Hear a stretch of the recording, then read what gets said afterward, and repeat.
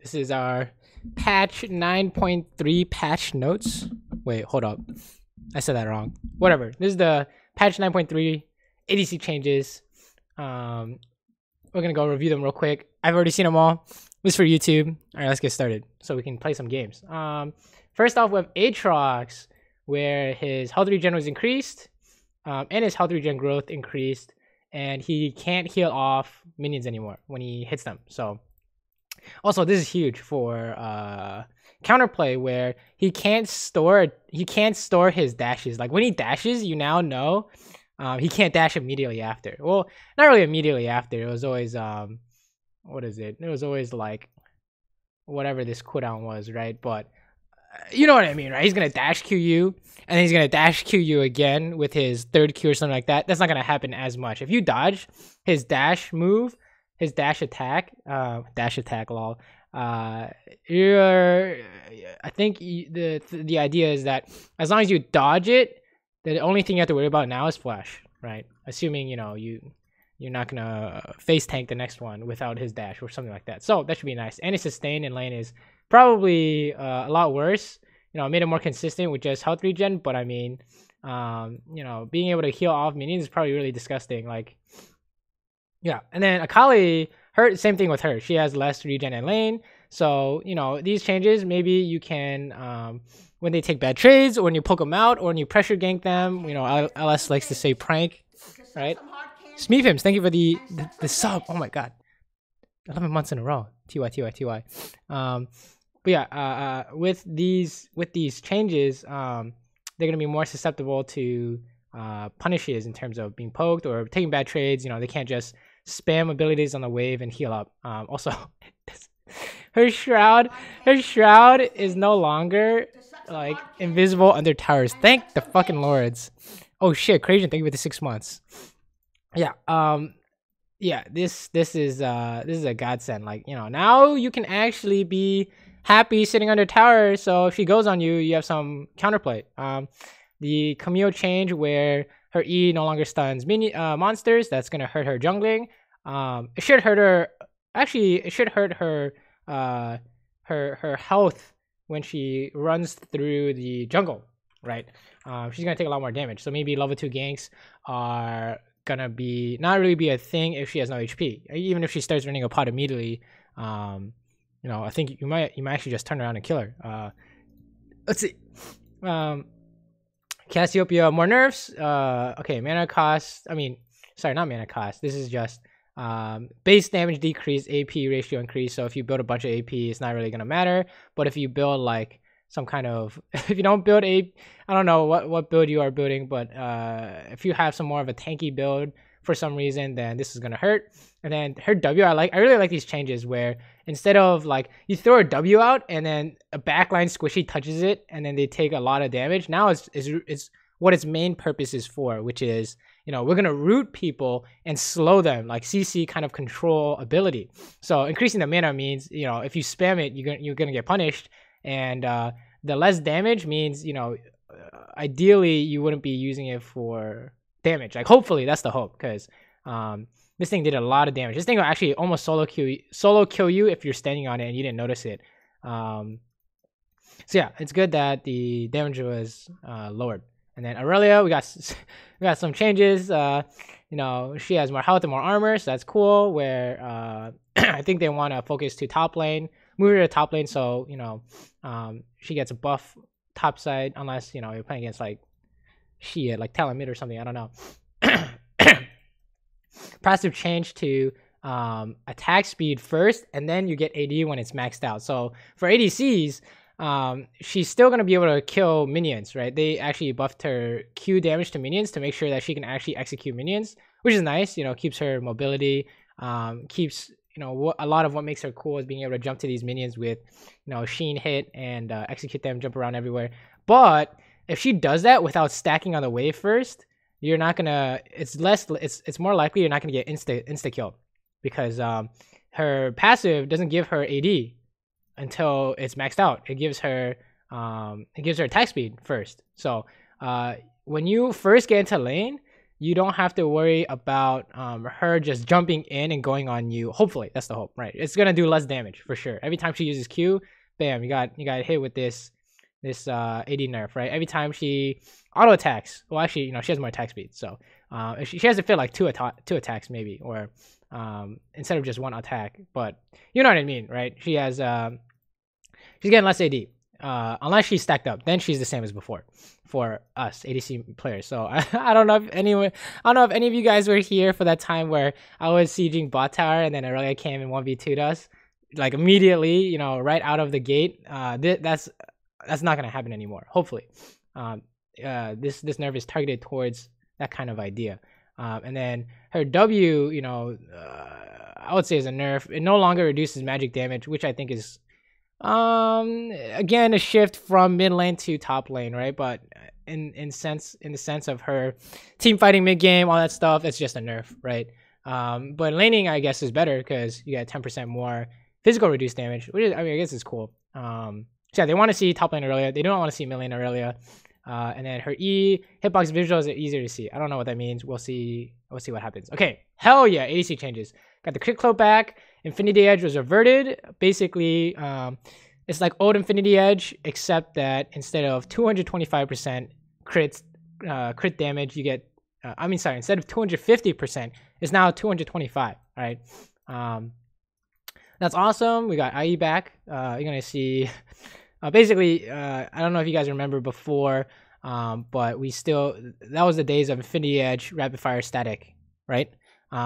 We go for those, you know, those long range hits, baby. Caitlyn, Jinx. We'll see what's going on. I'm gonna play some Caitlyn immediately right after. So, okay, let's keep going.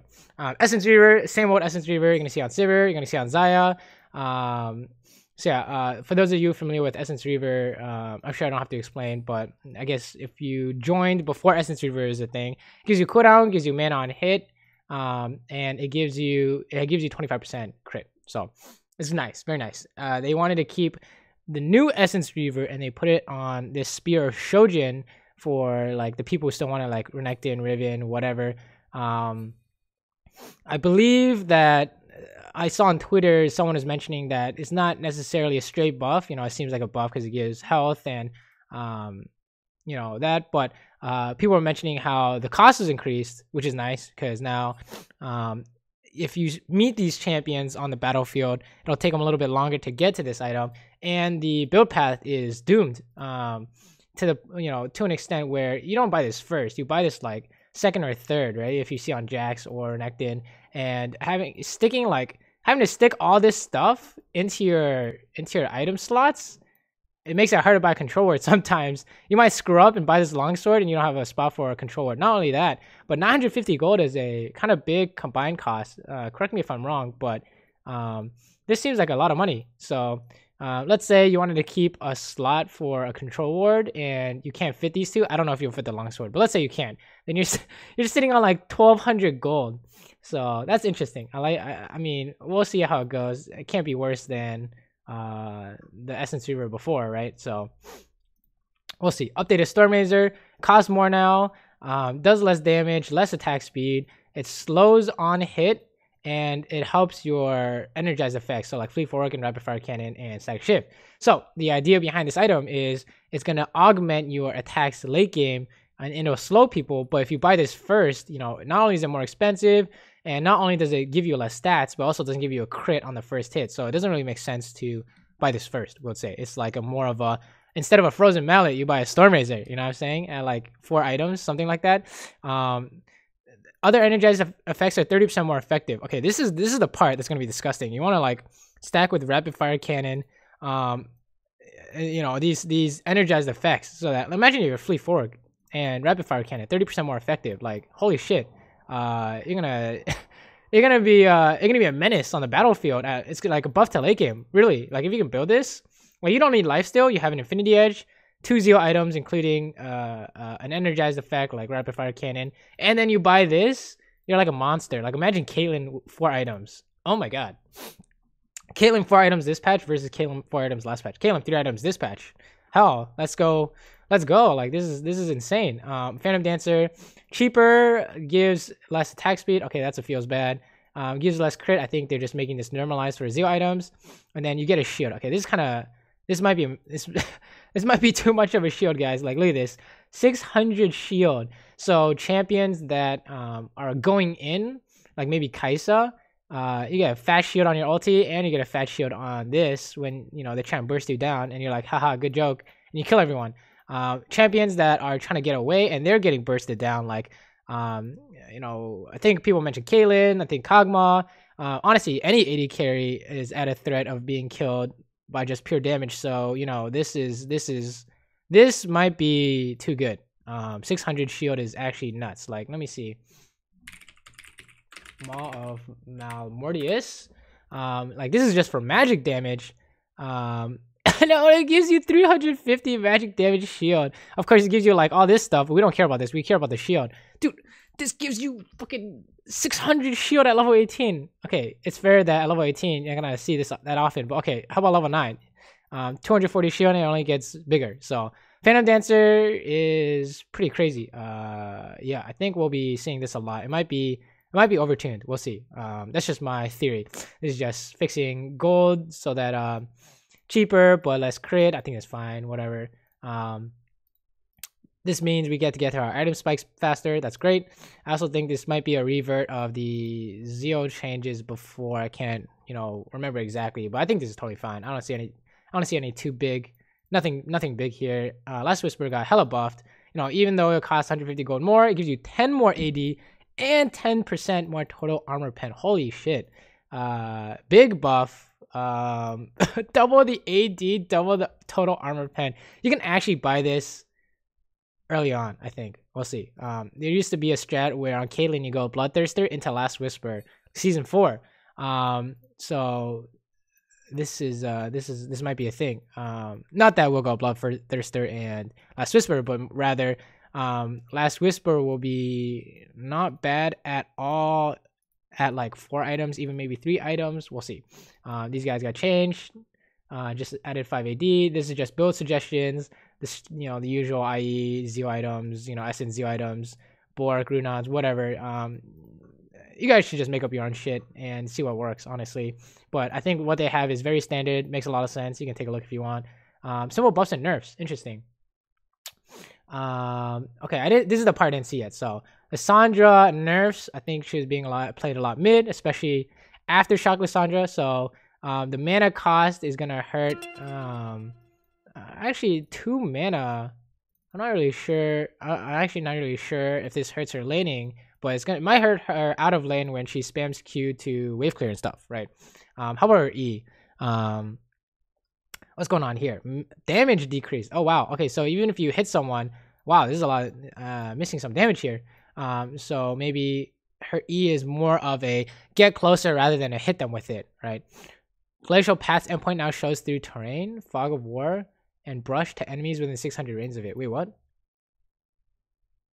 Oh, so if you're trying to sneaky get to, if you're trying to like sneakily use it to, cut through terrain and stuff, it might have like some kind of cane indicator where, it tells everyone, hey, this is where Lissandra's coming out. And I'm not sure how I feel about this. Part about what makes League really interesting is trying to trick your enemies, right? Trying to trick other human beings. So this is just like a mechanic of Lissandra where you would try and you cast it and like lol, I'm not going, and then you go in. But if it like clearly shows with some kind of visual indicator that she could be there, it might remind people that hey, she's coming out. I don't know. I don't really know what it looks like, but it might be a feels bad for Lissandra players, to be honest, because now you'll always expect her to go through with her E, and you won't be surprised if she tries to do it. Maybe you might lose some kind of surprise factor. Who knows? Oh my god, my bad. Minimum damage was decreased. Okay, so you just Q immediately, do less damage. That's fine. Full charge damage. Oh shit, full charge damage decreased. Wowza. Okay. In terms of top lane, that's gonna be that's gonna hurt his damage, especially since when you watch Sion matchups, a lot of the damage, or at least from what I know, a lot of the damage comes from not necessarily just Q spamming, but rather full charged Q. And if this gets nerfed, because you know, level 1, like imagine level 1, you're sitting in the bush and trying to get him with this, you do 30 less damage. That's a 33% decrease in damage. That's a lot, guys. Level 1. So that's gonna hurt his early game for sure. And then his W, Soul Furnace, that's the shield, is increased early on. Okay, I think that's fine. Maybe not fine. If you don't max this early on, 15 seconds instead of 11 for like half the game is quite a bit. So maybe the shield spam is not going to be as good. I think they're just targeting nerfs to Sion in lane and even maybe mid game ideas. And you can even say, I mean, late game 30 damage. That's not really why you pick Sion, right? So we don't really care about this. But early game, I think his laning is going to take a hit, right? From looking at this. Zyra. Oh wow, more Zyra nerfs. Holy shit. People are really complaining about Zyra. Plant damage 24 to 109 to 20 to 100. Okay, so 4 damage is like 1/6, right? A decent nerf. I think that this champion is kind of obnoxious when these plants hit you and it feels like you couldn't do anything about it. Okay, of course you can do something about it. If you don't get hit by her Q, the plants aren't going to target you, or her E. But the times when she spams it and there's nothing else nearby and you're just like super far away. Let's say she's like trying to zone you from the wave and she just spams the plants outside of the minion wave. That could be really annoying. So this is gonna hit that for sure. So yeah, I think this is totally fine. What did they say? Oh, target her harass, which lets her keeps opponents at bay even when she misses her abilities. Yeah, I think that's totally fine. What I do think they should do if they're targeting this specifically is say something like, plants do more damage if your abilities hit. I think that would be a really good change to make sure that Zyra is being rewarded for landing abilities and not being rewarded when she just randomly puts plants down, right? But I don't know how, you know, maybe then you would be like, oh, plants are just useless if you have to just hit people. I don't know. So they're just talking an overall nerf to plant damage, I guess. So yeah, that's fine. Minion and monster gold bounty. What is this? If you die with less minion and monster gold than the enemy team's average, you respawn with a buffer equal to the difference. What? Farming subsidies. What is this? You want to start curing a minion? Oh, so oh my god! Remember those games where like we were like 0-5 and we had a bounty? Holy shit! So basically, you're not gonna get a bounty until you eat up this buffer, which is if you die, the amount of money you have is less than the enemy's average, right? Okay, so that's nice. That way you're not randomly getting a fucking bounty off farming, or at least you might get it, but you're gonna get it a lot later. Say you die with 200 less minion, 200 less gold than the enemy team's average. Go back to lane, power farm for 700. Previously you'd have a 100 gold bounty, but now you won't have a bounty at all. Okay, yeah, I think this is a good change. It was really strange how before we would get bounties even though we were like hella feeding trying to come back in the game, and I'm like, why do I have a 450 gold bounty? But this will help fix that, so that's good. The enemy team's average is the total minion monster gold divided by 4, not 5. Top, mid, bot lane plus the jungle. Oh, is it? Huh, okay. Okay, I guess they don't include supports. Okay, I have no idea. I mean, how much money do supports make? Don't supports make some money? Maybe not, because they're not farming. That's right. Total minion and monster gold. Yeah, supports aren't killing minions and monsters, right? So I think that makes sense, right? I mean, it's gonna be negligible, maybe. But what if your support is like farming and shit? Well, hold up. What if your support is farming? How do you know? How do they calculate this? How do they know who's the support? Seems like could be strange potential for some loopholes, but I don't really know about that. You know, what if you're what about AP support champs that start taking farm? You know, don't they count? I don't really know. Okay, whatever. I'm sure someone will know. Yeah, maybe there's potential for abuse for like I see some brand supports fucking killing minions, you know. I think they should count, right? I could be wrong. And then just loading screen update, bug fixes. Awesome. Okay, cool. Overall, you're gonna see awesome ADCs. You're gonna see a lot of ADCs happy, I think, with basically a revert to crit items. And we get a new item, Stormraiser, and we get a new Phantom Dancer. Oh my god, this is gonna be spicy, guys. One thing that I didn't mention about Phantom Dancer is that it loses the damage taken from last champion. You no longer get this 12% damage reduction, which will hurt in the fights of you're playing sustain. You know, you ADC versus ADC, the guy with the Phantom Dancer is winning because they're taking less damage, and maybe let's say both sides have sustain. That would be really crazy with this 12% damage reduction. But now it's just a shield. It's just like a burst thing, right? Protection against burst is what shields when you get below a certain amount of health. That's what these shields do, right? So it's not going to help you at all for the first 70% of your HP bar, right? That's real. So like one thing to really mention for sure, because this passive was really strong, honestly. So yeah, we'll see how this goes. But I do think this is gonna be really good, especially against bruisers or assassins. Gotta get a Phantom Dancer, and a stopwatch. You have all these options, man. Wow, it's really good. We'll see. It might be too strong. I think ADC overall is gonna be really good. There's no mention of Lucian and Ezreal, so they didn't change those champions. I think it's fine. We're gonna see how our new crit ADCs do in comparison to Ezreal and Lucian. For one, I think Lucian will still be strong early game, but he will be a lot weaker against these ADCs later in the game, which I think is how it should be. And mid game, he's of course still going to be strong. And then for Ezreal, he is gonna also be hit a little bit because these late game ADCs are gonna have more options against Ezreal, especially when Ezreal is going for some kind of, if he's going for some kind of burst play and he miscalculates and then he hits a Phantom Dancer, for example, you can run him down, right?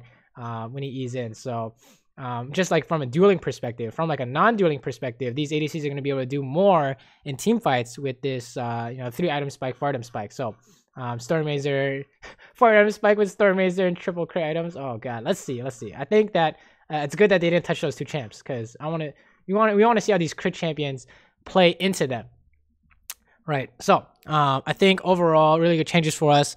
Let me know what you guys think. But yeah, definitely if you haven't been playing solo queue, because ADC's been doomed for a long time. It hasn't really been that bad for the last like month, but before that it was pretty feels bad. Now is the time to try and play again. So yeah, we'll see what's going on here, guys. All these crit champions are coming back, so try some Kaylin, try some Jinx, try some Tristana. I'm gonna try some Twitch. We're gonna try it all. Oh my god, let's try some Jhin. Infinity Edge first Jhin was one of my favorites. So all right, I'm gonna play some solo queue. I hope you guys enjoyed. I'll see you guys next time.